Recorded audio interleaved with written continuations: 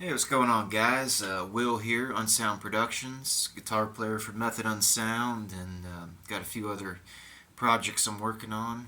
Um, but yeah, Merry Christmas! Just got through Christmas. Santa got me a new record player, so got a vinyl with the record player, and picked up some new ones. Went to Tiger Records, Jacksonville, Florida today. I'm here in St. Augustine, right here in St. Augustine Beach. But yeah, shout out to Tiger Records. Great store. Found a lot of cool stuff there. Um, but yeah, I just made this channel on Sound Productions. I got, the main band, Method Unsound, and made a little punk rock EP, which right now my channel is under Seventh Pound Down. The name's gonna change, but it's just me on all instruments, and then I got a little death metal project, which is just a one man thing as well, called The Mascots. I made a funny video for the dog over there at Hell's Headbangers. But yeah, check it out. There's just a few videos on there. I'm not planning on having many subscribers or anything, but it's just something to document my time. But yeah, so with the record player, Santa brought Mastodon Crack the Sky, which I know it's all shiny with the case, but yeah, I'll have to look at the pressing of this because I know Santa spent a lot of money on it, but you know if I have a guilty pleasure in metal or prog rock, whatever you want to call it, it's definitely Mastodon. I dig the fact that just being a gearhead and knowing different guitar brands, different amp brands. Like, hey, I mean I can almost pick out, hey, that's a Gibson Flying V with the Marshall, and I love that about Mastodon. I got a lot of the same guitars and stuff, but yeah, I just think they're great, man. I think as far as a musician, you gotta like them. They're just, even when their early stuff, the old Slick Leg EP, you just knew, especially with Braun's drumming, you just kind of knew that they were gonna get more and more progressive, and yeah, they're one of those timeless bands where I think what's cool about them is they can grow old, 67 years old, and still be like an Allman Brothers type of, they can still jam those songs, even if it's, an acoustic setting or whatever. They've already proved that. But yeah, this is more, Crack the Sky, more of a concept album. Definitely their initial turn into the prog. But as far as a vinyl, great, great listen. This is one of those. I do a lot of driving for my job, so I like albums that you can listen to all the way through and pick up on something new rather than the first or second time. The 50th time you'll pick up a kind of a riff, and I like figuring out the odd times. The 7/8 time signatures and 5/4 and stuff like that. Just being a musician, I just love it. I like how they make it flow. So yeah, Mastodon Crack the Sky. That was what came with the record player with Santa. And funny thing is, my wife likes Mastodon too, so Santa did good. Hell yeah. But then yeah, I went to. We just got back from a Savannah trip. Went to Savannah for 2 days. Used some hotel points. Like I said, I'm in St. Augustine, Florida, which is a great place to visit for the holidays. But yeah, I just used a few hotel points. Went up to Savannah for a couple days, and yeah, we're just getting back. It's cold here in Florida, which I know that's an oxymoron, but yeah, we're just hanging out. So yeah, I stopped by the record store earlier. I'll kind of show you what I got. Um, just some kind of like must-haves, just nothing too out of the ordinary. So picked up Misfits Legacy of Brutality. Um, It looks like this was, Plan 9, 1985 pressing. A little pricey, but, I figured with the record player, I'm going to get the whole Misfits catalog. This is the only Misfits they had. Well, actually, they had collection. They had the collection 1 and 2, I think. But I'll tell you what, out of all the Misfits albums, I really don't care for that one, because I know Glenn went back and did some of the guitar parts, and you can kind of tell where he punched them in and stuff. And Anyways, but yeah, funny story with it. Well, not a funny story, but a story with this album is I remember picking this up at the FYE in Merritt Island as a young kid, and at that time, my brother got me into a lot of the hardcore stuff, and I was young, like 7, 8 years old, and was really digging some of the heavy stuff, like when they came out with Earth AD, Wolf's Blood, and then I was listening to a lot of Exploited at the time, and just a lot of that hardcore stuff. Real young too. And I heard this, and I didn't realize it was the Static Age stuff from a while back. So I thought it was like a regression of the Misfits. So when I first heard it, I was like, oh wow, this isn't hardcore like Earth AD. But then I went back and listened to it the second time and loved it, and then came to realize that it was like a prequel to all the other albums where they hadn't released the Static Age stuff yet. So yeah, I just had to have it. I can't tell you the first band I was in. I think we covered half the songs on this album. I remember doing Comeback and of course Where Eagles Dare and Some Kind of Hate. Yeah, definitely. Halloween, of course. Hybrid Moments. Yeah, those 4 songs. I know we did like our first couple shows.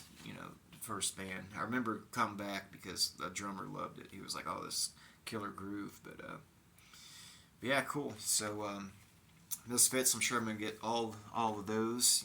Just that's what they had. Other than the collection, I wasn't really digging the collection. I could probably go without getting those because I just feel like if Misfits got commercial, that's where they got commercial. But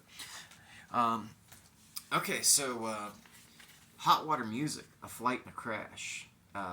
This is another one of those just take my money bands. This is punk, post punk, but Hot Water Music, they kind of, back in the day when they came out, and I was heavy into the skateboarding scene and everything, and real heavy into like Fugazi and the Minor Threat thing, and I kind of feel like Hot Water Music really picked up where they left off. Not necessarily lyrical content, but musical wise, and I think there's about 3 albums of Hot Water Music that I think rivals just about any band, any punk band that is. And A Flight and it's funny they had this one because it might be my favorite one. But A Flight and a Crash, then they had Caution, and the new What's Next. And man, those 3 albums are just freaking. There's not a stinker on any of those 3. And then they came out with Exister, which was still really good, but you could kind of tell. You could kind of like tell who made the songs. Like, hey, this is a Chuck song. Hey, this is a Chris song. And then of course they had that killer rhythm section with Jason and all. But yeah, I think like freaking great album. Like I said, I was just glad they had this one because it's probably my favorite Hot Water Music album. But when it comes to punk, those 3 albums. I mean, of course, there's bands like Bad Religion where they had No Control. Against the Grain and Generator, and I mean, hell, they had like 6 in a row. Suffer, No Control, Against the Grain, Generator, Recipe for Hate, Stranger in Fiction, The Gray Race. Like, holy fuck, I don't think. I mean, I know it's a household name band now, but man, when you start thinking about like who had the best 5 or 6 album run, freaking Bad Religion all the way, but close second in my book. Hot Water Music. So yeah, I don't know. A lot of people may not know about them because it's a Gainesville band, kind of a Florida scene thing, and I know they never got real big. But man, Hot Water Music. Yeah, I'll definitely have every single album by them. And this was kind of a cool find. Once again, I didn't get anything too out of the ordinary, but yeah, they had Municipal Waste, Slime, and Punishment. Which the cool thing about this is it was a clear vinyl, so limited edition clear vinyl.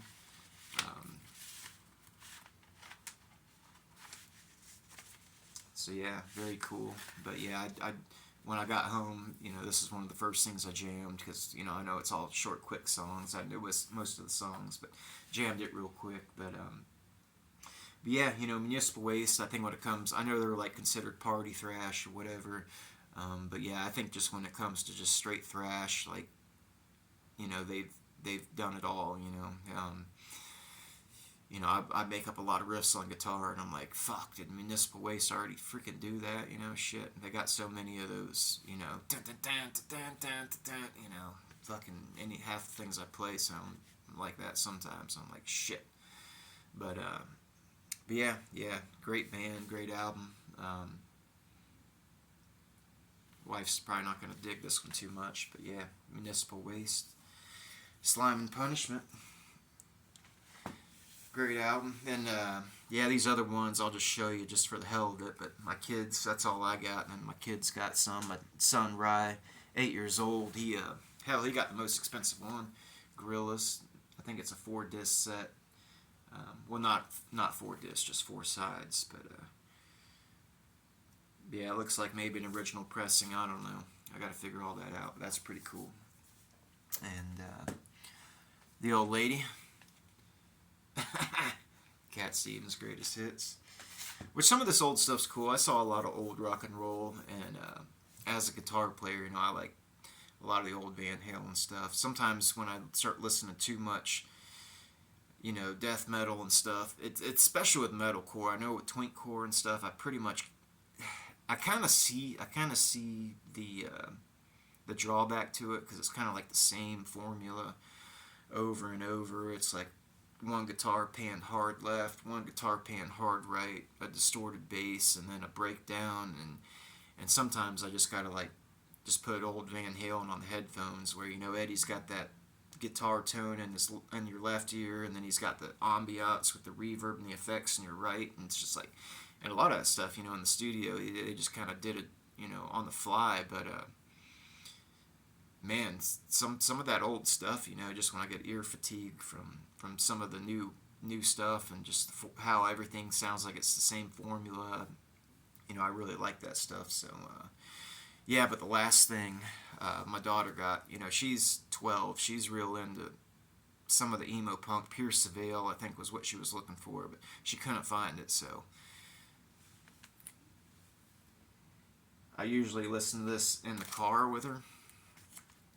Makes me want to slam my head in the car door repeatedly, just bam, bam, bam, bam, bam, down, down, down, pop, pop. But you know, now we're gonna have to put it on the record player, so I have to figure out something else to slam my head in. We've got a screen door, it might do the trick. Have somebody from one side get a running start, just hit me right in the fucking side of the fucking earlobe. But, you know, it's all good, you know.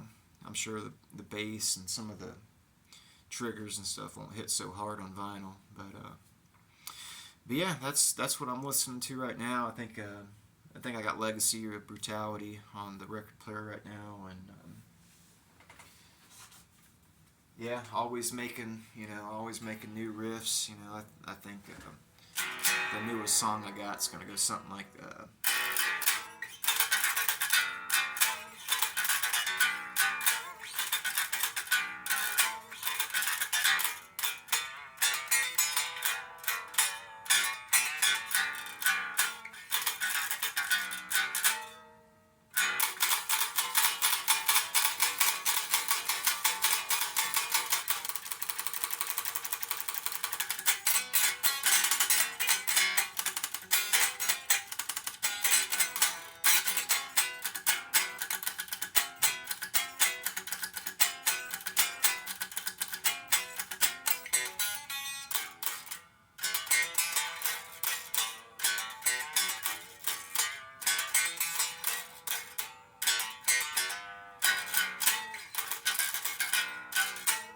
something like that. But keep you posted.